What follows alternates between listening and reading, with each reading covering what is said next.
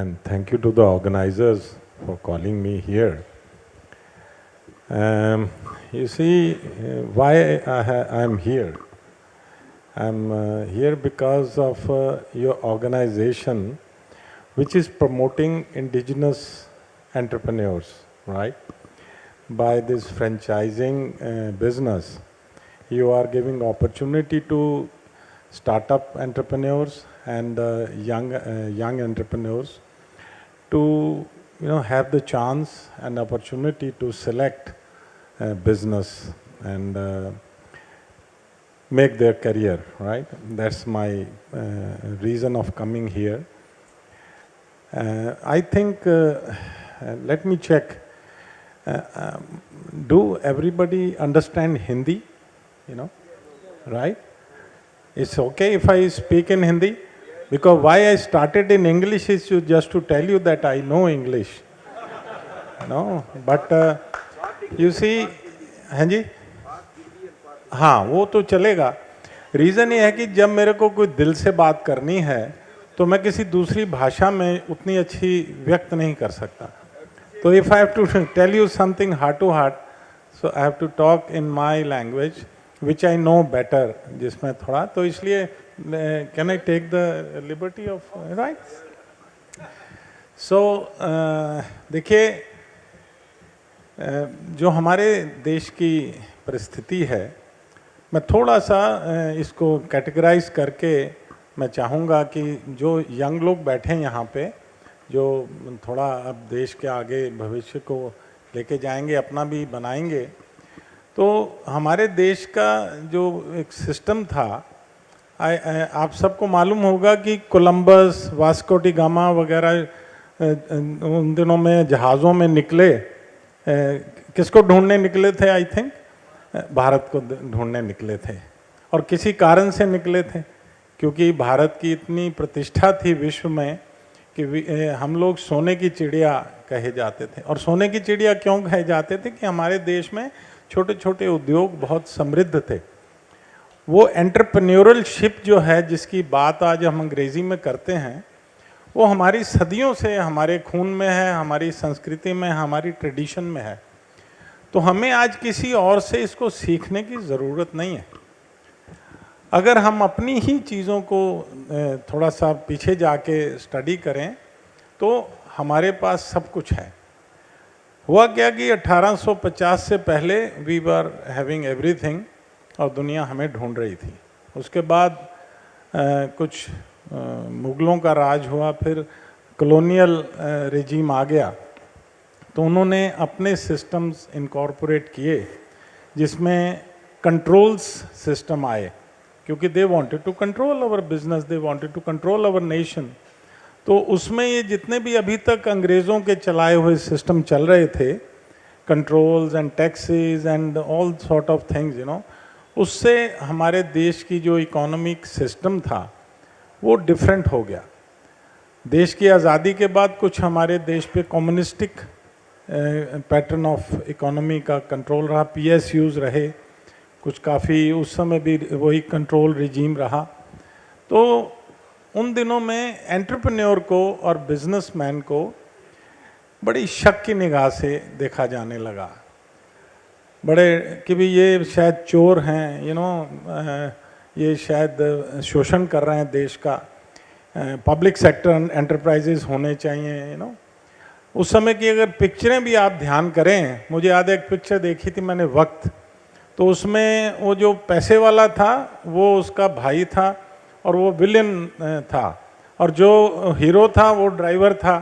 तो दिखाते थे कि भी ये सब जो एंटरप्रेन्योर है वो चोर है और शोषण करता है, ऐसा पोर्ट्रे किया गया. तो 60 साल कुछ ऐसा हमारे देश में चलता रहा. तो उसके कारण जो एंटरप्रेन्योर था वो अपने आप में कॉन्फिडेंट नहीं था, उसको वो प्रेस्टीज और कॉन्फिडेंस नहीं मिला कि इस करके कुछ लोग नौकरियों की तरफ जाना पसंद करते थे. एंटरप्रेन्योरल स्किल्स जो थी उनको पावर नहीं मिली. अब ये वक्त आया जो आप समझिए कि you can say after 70s एक शुरू हुआ इरा. आज हमारे देश का कोई मिनिस्टर अगर बाहर जाता है तो वो भी बिजनेस की बात करता है। हमारे मोदी जी जाते हैं तो लोग कहते हैं he is acting as a CEO of India, तो वो वहाँ जाके उस तरह से बात करते हैं। ओबामा जी आते हैं तो वो आके मांगते 50,000 नौकरियाँ चाहिए, हमें देश की मार्केट चाहिए और चाहिए। तो एरा बदल गया है। तो मैं आपको कहना चाहता हूँ कि सबसे पहले आपको अपने आप में कॉन्फिडेंस जनरेट करना चाहिए कि आपकी अपनी एक हेरिटेज है और बिजनेस करना और एंटरप्रेन्योरशिप आपके ब्लड में है। हमें किसी से सीखने की ज़रूरत नहीं है। पर अच्छी चीज़ें जो विश्व में हो चुकी हैं, जैसे कोल्ड चेन मैनेजमेंट है, सप्लाई चेन मैनेजमेंट है, इस प्रकार के कई नए सिस्टम्स जो हैं आज के बदले हुए युग में, जो उन्होंने प्रैक्टिस किए, उन्होंने एक्सरसाइज किए। हमें कोई ज़रूरत नहीं है कि हम उसके लिए नए सिस्टम्स खोजें। जो अच्छी प्रैक्टिसेस, अच्छे सिस्टम विश्व में डेवलप हो गए, उनको हम अडॉप्ट करें, और जो हमारे अपने सिस्टम्स थे उन पे हम गर्व करें। We should not be blind follower of west. West has lot of good things, you know, but we also have lot of good things, let us mix them. हम उनको मिला के चलेंगे तो हम आगे उसके बढ़ेंगे। और अगर हम ब्लाइंडली फॉलो करेंगे, there are so many things which doesn't suit our country. मेरा बेटा इंग्लिश नावल पढ़ता है, तो मैंने कहा भैया सारे इंग्लिश के ना पढ़ा करो, अपने भी कुछ पढ़ा करो। कहते जी इसमें क्या गलत है।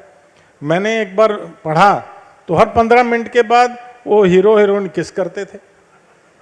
तो मैंने कहा भाई ये हमारे देश की संस्कृति नहीं है, उनके यहाँ तो किस करना is you know expression of love. अब यहाँ तो कहीं किस करेगा तो 2 जूतियां मारेंगे लोग तेरे को।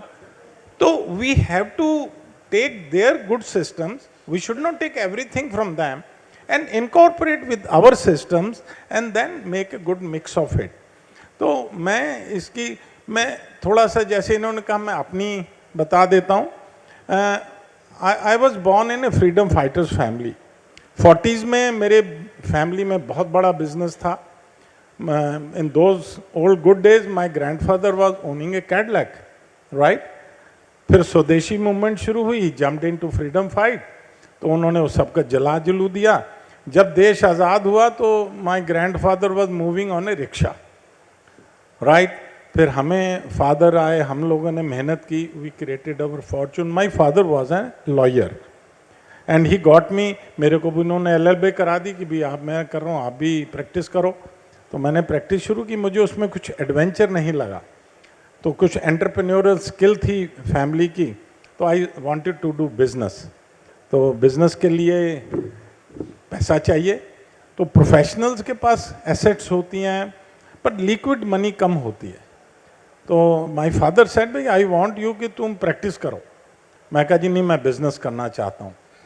तो कहते अगर बिजनेस करना तो भाई देखो मेरे पास तो लिक्विड मनी नहीं है। I said no problem, I will do it my self.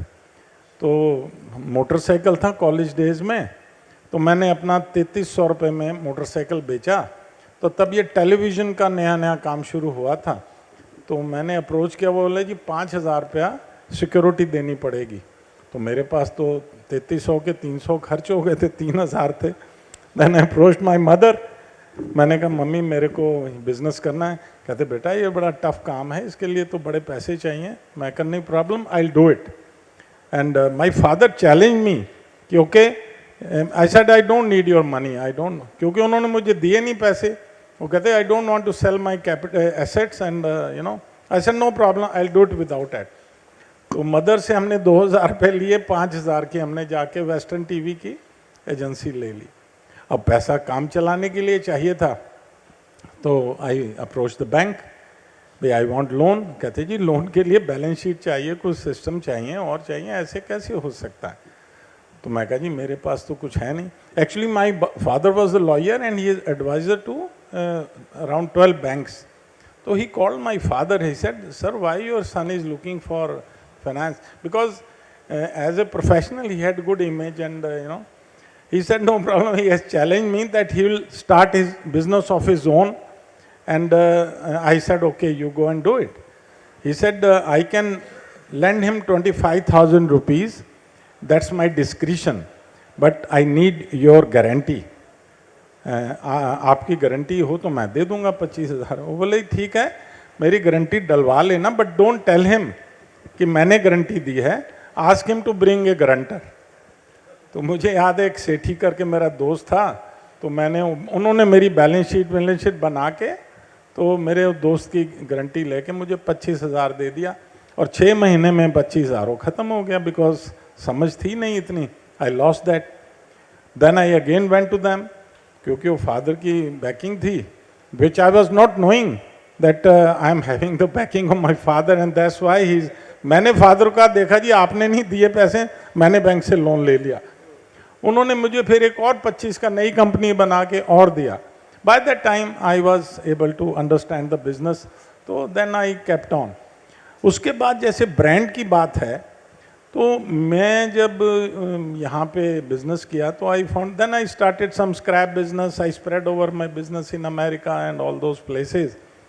So I was fascinated about scrap के बिजनेस में। लोग ये समझते ये स्क्रैप का धंधा करता है, तो लोग समझते पैसे तो ज़रूर होंगे पर ये हेरा फेरी ज़रूर करते होंगे, क्योंकि स्क्रैप की रेपुटेशन बड़ी ऐसी थी। तो मुझे लगा कि भाई कोई ऐसा काम होना चाहिए जिससे प्रेस्टीज भी हो। तो this Tobu cycle company was a DCM group company, and then DCM group was going down, तो this brand was available, you know, it was being taken over by Hero Honda. You know, Hero Munjal साहब ले रहे थे, मेरा उनसे link था कहीं, तो I was offered this brand, then I took over this brand. So उसमें एक और मैं आपको टिप देना चाहता हूँ कि sometime creating a thing is a longer way of going, acquisition is the fastest way to grow. अगर फ्रेंचाइज इंडिया में आपको अपॉर्चुनिटी मिल रही है कि कुछ यू नो सेट ब्रांड्स हैं जिनकी मार्केट सेट है, और वो आपको बड़ा इजी है कि एक रेडीमेड मार्केट है, रेडीमेड ब्रांड है, और उसकी सारे आपको सक्सेस स्टोरीज पता हैं। तो मैंने ये ब्रांड बाय किया, और अनफॉर्चुनेटली जब मैंने इसको ब्रांड को बाय किया तो चाइनीज़ इन्वेजन हो गया बाइसिकल इंडस्ट्री पे, वो चीपर साइकिल्स आई और आई। तो हमारे बुजुर्गों ने सिखाया था कि किसी पहलवान से अगर पंगा पड़ जाए तो लड़ने की ज़रूरत नहीं, उससे दोस्ती कर लो। तो I went to China, and 3-4 years I learned from there. I got some material branded from there, and understood how they are doing and what are the advantages, how they are making it. So I learned it, and again I started my own manufacturing in India. And now I'm, you know, earlier we were doing marketing ourselves. Now understanding from this franchisee India, they inspired me also. So now we are giving franchisee stores. We are opening franchisee stores by the name of Tobu Kids. You know, we are expanding the product range from cycles, from other few children products, and doing it under the brand of this. Now we have opened another new module. I am heading one. I am responsible from the one political party to promote MSME sector in India. So I got some idea, then my son consulted with me. Now we are giving franchisee manufacturing franchising offers. Like Coca-Cola gives a offer, you can open a Coca-Cola factory in some district. They give you license, they give you, you know, the formula and everything, market, brand. Similarly, we have also started putting up you know, small factories in different districts, and giving them franchisee manufacturing license, you know. So these are few things, and you have to struggle in the life. Domestic brands has to grow. Western brands भी आएंगे जब open economy है, global economy है, तो उसमें opportunity, हम लोग भी उनकी कंट्रीज में जाएंगे, वो भी हमारी कंट्रीज में आएंगे. पर sometimes I feel it very bad. अभी मैं देख रहा था यहाँ पे स्टोर है, they are selling wall clocks, और वो कोई फॉरेन ब्रांड्स हैं. तो मैंने पूछा ये कितने की क्लॉक है? He said 75,000 rupees. मैंने कहा ये कि तो रिंग है, इसके अंदर ये 2 सुइयाँ चल रही हैं. What is great about it? 75. बोले जी फलाना ब्रांड है which is world's top brand, you know. Okay, they have created it. We have also to work to create such things and come forward. India is going to grow with the youth. We are having roughly 65% of countries youth, you know, less than 35 years. and the whole nation is going to depend upon you.